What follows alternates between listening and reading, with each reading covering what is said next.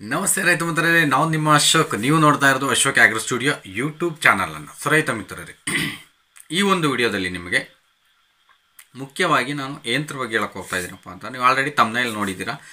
So ನಮ್ಮ ರಾಸುಗಳಿಗೆ ನೀವೇನಾದರೂ injections ಮಾಡೋ ಅನುಭವ ಇದ್ದರೆ ಹೇಗೆ ಮಾಡ್ಕೋಬೇಕು, ಸೊ ಇಂಜೆಕ್ಷನ್ಸನ್ನು ಹೇಗೆ ಮಾಡ್ಕೋಬೇಕು, ಸೊ ಯಾವ ರೀತಿ ಇಂಜೆಕ್ಷನ್ಸ್ ಇದ್ದಾವೆ ಅಂದರೆ ಟೂ ಟೈಪ್ಸ್ ಆಫ್ ಇಂಜೆಕ್ಷನ್ಸ್ ಇದೆ. ಅಂದರೆ ಮಾಡುವಂತಹ ವಿಧಾನಗಳು, ಎರಡು ರೀತಿಯ ವಿಧಾನಗಳನ್ನು ಎರಡು ವಿಧದಲ್ಲಿ ನಾವು ಇಂಜೆಕ್ಷನ್ಸನ್ನು ಮಾಡ್ಕೋಬೋದು. ಸೊ ಫಸ್ಟ್ ಒಂದು ಬಂದುಬಿಟ್ಟು IM ಇಂಜೆಕ್ಷನ್ಸು, ಸೊ ಇನ್ನೊಂದು ಬಂದುಬಿಟ್ಟು IV ಮೆಥಡ್.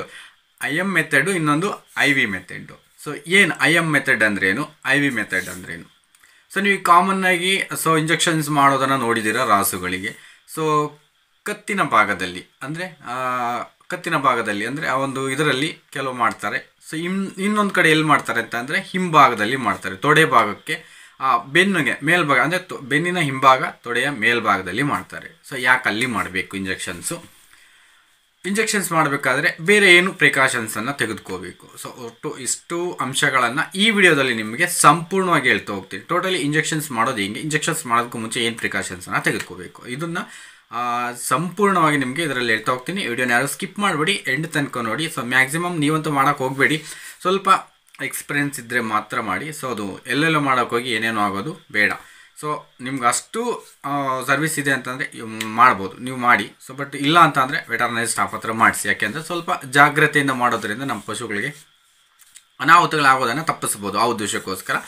ಓಕೆ, ನೆಕ್ಸ್ಟ್ ಈಗ ನಾವು ಫಸ್ಟ್ ಬಂದುಬಿಟ್ಟು ಎರಡು ಮೆಥಡಲ್ಲಿ ಇಂಜೆಕ್ಷನ್ಸನ್ನು ಮಾಡ್ತೀವಿ, IV ಮತ್ತು IM ಮೆಥಡ್. ಸೊ ಏನು IM ಮೆಥಡ್ ಅಂತ ಅಂದರೆ ಇಂಟರ್ಮಸ್ಕ್ಯುಲರ್ ಮೆಥಡ್. ಸೊ ಇದ್ರ ಬಗ್ಗೆ ಫಸ್ಟ್ ಹೇಳ್ತೀನಿ, IVನ ನೆಕ್ಸ್ಟ್ ಹೇಳ್ತೀನಿ. ಇಂಟರ್ಮಸ್ಕ್ಯುಲರ್ ಮೆಥಡ್ ಅಂತ ಅಂದರೆ ಸೊ ಇಲ್ಲಿ ಮಸಲ್ಸ್ಗೆ ಅಂದರೆ ಖಂಡಕ್ಕೆ ಅಂದರೆ ಆ ಒಂದು ಮಾಂಸಖಂಡಕ್ಕೆ ಮಾಡುವಂತಹ ಇಂಜೆಕ್ಷನ್ಸು. ಸೊ ಇವು IM ಮೆಥಡ್, ಇಂಟರ್ಮಸ್ಕ್ಯುಲರ್ ಮೆಥಡ್. ಸೊ ಎಲ್ಲೆಲ್ಲಿರುತ್ತೆ ಇಂಟರ್ಮಸ್ಕ್ಯುಲರ್, ಯಾವ ಭಾಗದಲ್ಲಿ ಸೊ ನಾವು ಇದನ್ನು ಮಾಡಬೇಕು ಅಂದರೆ ಸೊ ನಿಮಗೆ ಚಿತ್ರದಲ್ಲಿ ತೋರಿಸ್ತಾ ಇದ್ದೀನಿ. ಆ ಒಂದು ಭಾಗದಲ್ಲಿ ಸೊ ನಿಮ್ಗೆ ಕಾಣ್ತಾ ಇದೆಯಲ್ಲ, ಈ ಭಾಗದಲ್ಲಿ ಇಲ್ಲಿ ಮೇಲ್ಭಾಗಕ್ಕೊಲ್ಲದೆ ಕೆಳಭಾಗಕ್ಕೊಲ್ಲದೆ ಈ ಒಂದು ಭುಜದ ಮೂಳೆ ಏನು ಕಾಣುತ್ತೆ, ಹಸುವಿನ ಒಂದು ಭುಜದ ಮೂಳೆ ಅಥವಾ ಎಮ್ಮೆಗೂ ಇರುತ್ತೆ. ಸೊ ಈ ಒಂದು ಮೂಳೆಯ ಮುಂಭಾಗದಲ್ಲಿ ಕಾಣುವಂತಹ ಒಂದು ಮಸಲ್ ಏರಿಯಾಗೆ ಸೊ ನಾವು ಮಾಡ್ತೀವಿ. ಕತ್ತಿಗೆ ಮಾಡೋದು ಅದೇ ಉದ್ದೇಶಕ್ಕೋಸ್ಕರ, ಅಲ್ಲಿ ಮಸಲ್ಸು ಬಿಲ್ಡ್ ಆಗಿರುತ್ತೆ ಚೆನ್ನಾಗಿ, ಆ ಉದ್ದೇಶಕ್ಕೋಸ್ಕರ IM ಮೆಥಡ್ ಇಂಜೆಕ್ಷನ್ನ ಅಲ್ಲಿ ಕೊಡ್ತೀವಿ. ನೆಕ್ಸ್ಟ್ ಹಿಂಭಾಗದಲ್ಲಿ ನಮ್ಗೆ ಸಿಗ್ತಕ್ಕಂಥದ್ದು ಮತ್ತು ಬೆನ್ನಿನ ಹಿಂಭಾಗದಲ್ಲಿ ಅವೇನು ಮೂಳೆ ಬರುತ್ತೆ ನಿಮಗೆ, ಹಿಂಭಾಗದ ಮೂಳೆ, ಸೊ ಬೆನ್ನು ಮೂಳೆಯಲ್ಲಿ ಆ ಭಾಗದ ನಂತರದ ಒಂದು ಭಾಗದಲ್ಲಿ ಸೊ ನಿಮಗೆ IM ಇಂಜೆಕ್ಷನ್ಸನ್ನು ಮಾಡ್ಬೋದು, ಇಂಟರ್ಮಸಲ್ಸ್ ಇಂಜೆಕ್ಷನ್ಸನ್ನು ಮಾಡ್ಬೋದು. ಹಾಗಾದರೆ ನೆಕ್ಸ್ಟ್ ಒಂದು ಬಂದುಬಿಟ್ಟು IV ಇಂಜೆಕ್ಷನ್ಸ್, ಅದು ಇಂಟರ್ವೀನಸ್ ಇಂಜೆಕ್ಷನ್. ಇಂಟರ್ವೀನಸ್ ಮೀನ್ಸ್ ನರಕ್ಕೆ ಹಾಕುವಂತಹ ಇಂಜೆಕ್ಷನ್ಸು. ಸೊ ಕೆಲವೊಂದನ್ನು ನಾವು ನರಕ್ಕೆ ಹಾಕಬೇಕಾಗುತ್ತೆ. ಫಾರ್ ಎಕ್ಸಾಂಪಲ್ ಈಗ saline bottle, so glucose bottle ಈ ಥರ ಹಾಕ್ತೀವಲ್ಲ, ಬಾಟಲ್ಗಳನ್ನು ಹಾಕಬೇಕಾದ್ರೆ ನಾವು IMಗೆ ಮಾಡೋಕ್ಕಾಗೋದಿಲ್ಲ, ಇಂಟರ್ಮಸಲ್ಸ್ಗೆ ಮಾಡೋಕ್ಕಾಗೋದಿಲ್ಲ, ಅದನ್ನು ಬ್ಲಡ್ಗೆ ಸೊ ನಾವು ಇಂಜೆಕ್ಟ್ ಮಾಡಬೇಕಾಗಿರೋದ್ರಿಂದ IV ಮೆಥಡಲ್ಲಿ ನಾವು ಅದನ್ನು ಮಾಡಬೇಕಾಗುತ್ತೆ. ಇಂಟರ್ವೀನಸ್ ಅಂದರೆ ನರಕ್ಕೆ ಹಾಕಬೇಕಾಗುತ್ತೆ. ಹಾಗಾದರೆ ನರವನ್ನು ನೀವು ಎಲ್ಲಿ ಇಟ್ಕೋಬೇಕಾಗುತ್ತೆ ಪಶುಗಳಲ್ಲಿ, ನೀವು ಇಟ್ಕೋಬೇಡಿ, ನೀವೇನು ಮಾಡೋಕ್ಕೆ ಹೋಗಬೇಡಿ, ಎಲ್ಲಿ ಇರುತ್ತೆ. ಸೊ ಒಂದು ಮಾಹಿತಿಗೋಸ್ಕರ ನಿಮಗೆ ತಿಳಿಸ್ತಕ್ಕಂಥ ಒಂದು ಮಾಹಿತಿ ಇರಲಿ ಅನ್ನೋದು ಉದ್ದೇಶಕ್ಕೋಸ್ಕರ.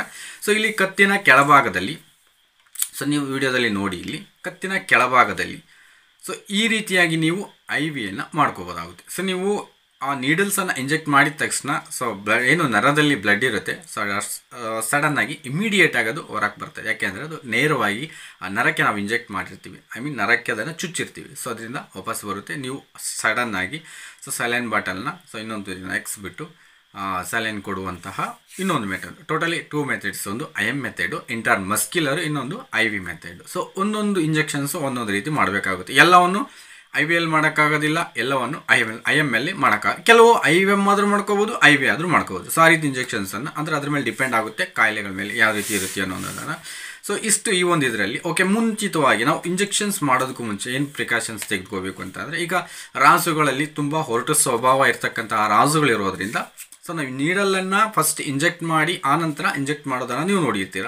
ಸೊ ನೀಡಲ್ ಇಂಜೆಕ್ಟ್ ಮಾಡಬೇಕಾದ್ರೆ ನಾವೇನು ಯಾವ ರೀತಿ ಪ್ರಿಕಾಷನ್ ತಗೋಬೇಕು ಅಂದರೆ, ನೀಡಲನ್ನು ನಾವು ಹೇಗೆ ಇಟ್ಕೋಬೇಕು, ಸೊ ನಾವು ಯಾವ ರೀತಿ ಅದನ್ನು ಚುಚ್ಚಬೇಕು. ನೀವು ನೀಡಲನ್ನು ಇಟ್ಕೋಬೇಕಾದ್ರೆ ಸೊ ನಮ್ಮ ಒಂದು ಬೆರಳು ಮತ್ತು ಇದರ ಅಂದರೆ ಸೊ ಇದು ನೀಡಲ್ ಅಂದ್ಕೊಳ್ಳಿ, ನನ್ನ ಹತ್ರ ಈಗ ಪ್ರೆಸೆಂಟ್ ನೀಡಲ್ ಇಲ್ಲ. ಸೊ ಅದರ ಸೆಂಟರ್ಗೆ ನೀವು ಆ ನೀಡಲನ್ನು ಇಟ್ಕೊಂಡು ಸೊ ಮಸಲ್ಸ್ಗೆ ನೀವು ಹೊಡಿಬೋದು. ಸೊ ಅಂದರೆ ಫಸ್ಟ್ ನೀಡಲನ್ನು ಇಂಜೆಕ್ಟ್ ಮಾಡಿ ಅನಂತರ ಸಿರೇಂಜ್ ಮುಖಾಂತರ ಕೊಡ್ಬೋದು. ಸಿರೇಂಜಲ್ಲಿ ನೀವು ಬಬಲ್ಸ್ ಇದ್ದರೆ, ಸೊ ನೀವು ನೋಡಿದ್ದೀರಾ, ಸೊ ಅಲ್ಲಿರುವಂತಹ ಒಂದಿಷ್ಟು ಡ್ರಾಪ್ ಮೆಡಿಸನನ್ನು ಹೊರಕ್ಕೆ ತಳ್ತಾರೆ. ಇಲ್ಲಿ ಬಬಲ್ಸ್ ಔಟ್ ಮಾಡೋದಕ್ಕೋಸ್ಕರ. ಸೊ ಏನಾದರೂ ಬಬಲ್ಸ್ ಅಲ್ಲಿ ಏರ್ ಇತ್ತು ಅಂತ ಅಂದರೆ ಅದು ಒಳಕ್ಕೆ ಇಂಜೆಕ್ಟ್ ಆಗುತ್ತೆ. ಸೊ ಏರ್ ಇಂಜೆಕ್ಟ್ ಮಾಡೋದ್ರಿಂದ ಸೊ ಪ್ರಾಬ್ಲಮ್ ಆಗುತ್ತೆ. ಸೊ ಅದಕ್ಕೋಸ್ಕರ ವಿತೌಟ್ ಏರನ್ನು ಅಂದರೆ ಬಬಲ್ಸ್ ಇಲ್ದಲೆ ಸೊ ಸ್ವಲ್ಪ ಇಂಜೆಕ್ಷನ್ಸನ್ನು ಹೊರಕ್ಕೆ ಬರುವಂತೆ ಮಾಡಿ ಸೊ ನಾವು ಅದನ್ನು ಇಂಜೆಕ್ಟ್ ಮಾಡಬೇಕಾಗುತ್ತೆ. ಸೊ ಇದು ಪ್ರಿಕಾಷನ್ಸನ್ನು ತೆಗೆದುಕೋಬೇಕು ಮುಂಚಿತವಾಗಿ. ಸೊ ಈ 2 ಮೆಥಡಲ್ಲಿ ಇಂಜೆಕ್ಷನ್ಸನ್ನು ನಡೀತಾ ಹೋಗ್ತವೆ. ಇದು ನಿಮಗೆ ಮಾಹಿತಿಗೋಸ್ಕರ ಇರಲಿ ಅಂತ ಹೇಳ್ಬಿಟ್ಟು ಈ ಒಂದು ಮಾಹಿತಿಯನ್ನು ಕೊಟ್ಟಿದ್ದು. ಸೊ ನೀವು ಇದನ್ನು ನೇರವಾಗಿ ನಿಮಗೆ ಸರ್ವಿಸ್ ಇತ್ತು ನಾವು ಮಾಡ್ತೀವಿ. ಸೊ ಅಂದರೆ ಡ್ರಗ್ ನಿಮಗೆ ಗೊತ್ತಿರುತ್ತೆ, ಬಟ್ ಇಂಜೆಕ್ಟ್ ಮಾಡುವಂತಹ ವಿಧಾನವೂ ಸಹ ಸೂಕ್ತವಾಗಿರುತ್ತೆ. ಸೊ ಅದು ಕರೆಕ್ಟಾಗಿ ವರ್ಕ್ ಆಗಬೇಕು. ಸೊ ಅದಕ್ಕೆ ಫಲಿತಾಂಶ ಸಿಗಬೇಕು ಅಂತ ಅಂದರೆ ಸೊ ನಾವು ಆ ಒಂದು ಮೆಥಡ್ಗಳಲ್ಲಿ ಮಾಡಬೇಕು. ಸೊ ಎರ್ರಾಬಿರಿ ಮಾಡಿದ್ವಿ ಅಂತ ಅಂದರೆ ಅದರ ಫಲಿತಾಂಶ ಸಿಗದೆ ಹೋಗ್ಬೋದು. ಕೆಲವೊಮ್ಮೆ ಅನಾಹುತ ಆಗದೇ ಇರ್ಬೋದು, ಕೆಲವೊಮ್ಮೆ ಅನಾಹುತ ಸೊ ಅದು ಆಗುತ್ತೆ. ಸೊ ಆ ಉದ್ದೇಶಕ್ಕೋಸ್ಕರ ನಾವು ಈ 2 ಮೆಥಡಲ್ಲಿ ಇಂಜೆಕ್ಷನ್ಸನ್ನು ಮಾಡಬೇಕಾಗುತ್ತೆ ರಾಸುಗಳಿಗೆ. ಸೊ ಮನುಷ್ಯರಿಗೂ ಸಹ 2 ಮೆಥಡಲ್ಲೇ ಮಾಡ್ತಾರೆ, IM ಮತ್ತು IV ಮೆಥಡಲ್ಲಿ. ಸೊ ನಮಗೆ ನರಗಳಿಗೂ ಸಹ ಸೆಲೋನನ್ನು ಹಾಕ್ತಾರೆ ಮತ್ತು ಮಸಲ್ಸ್ಗೆ. ಸೊ ಇಲ್ಲಿ ಅಂದರೆ ಶೋಲ್ಡರ್ ಕೆಳಭಾಗದಲ್ಲಿ ಮಸಲ್ಸ್ ಬೀಳಾಗಿರೋದ್ರಿಂದ ಅಲ್ಲಾಗ್ತಾರೆ, ಮತ್ತು ಹಿಪ್ ಸೈಡಲ್ಲಿ ಮಸಲ್ಸ್ ಹೆಚ್ಚಾಗಿ ಬೀಳೋದ್ರಿಂದ IM ಮೆಥಡಲ್ಲಿ ಅಲ್ಲಾಗ್ತಾರೆ. ಇನ್ನು IV ಬಂದುಬಿಟ್ಟು ನಿಮಗೆ ನರ ಹಿಡಿದು ಹಾಕ್ತಕ್ಕಂಥದ್ದು ನೋಡಿದ್ದಾರೆ. ಆ್ಯಸ್ ಇಟ್ ಈಸ್ ನಮ್ಮ ರಾಸುಗಳಲ್ಲೂ ಸಹ ನಾವು ಆ ರೀತಿ ಇಂಜೆಕ್ಷನ್ಸನ್ನು ಮಾಡ್ಕೋತಾ ಇರ್ತೀವಿ. ಸೊ ಇಷ್ಟು ಈ ಒಂದು ವಿಡಿಯೋದ ಮಾಹಿತಿ. ಸೊ ನಿಮ್ಗೆ ಇಷ್ಟ ಆಗಿದೆ ಅಂದ್ಕೊಳ್ತೀನಿ. ಖಂಡಿತ ಇಷ್ಟ ಆಗಿದರೆ ಲೈಕ್ ಮಾಡಿ, ವಿಡಿಯೋನ ಇದರಿಗೂ ಶೇರ್ ಮಾಡಿ. ಸೊ ನಾನಂತೂ ಈ ಒಂದು ವಿಡಿಯೋಗೆ ಒಂದು 500 ಲೈಕ್ಸ್ ಬರುತ್ತೆ ಅಂತ ಅಂದ್ಕೊಂಡಿದ್ದೀನಿ. ಸೊ ಖಂಡಿತ ನೀವು ವಿಡಿಯೋನ ಲೈಕ್ ಮಾಡ್ತೀರ ಅಂತ ಹೇಳ್ತಾ ನಾನು ನಿಮ್ಮ ಅಶೋಕ್. Thank you.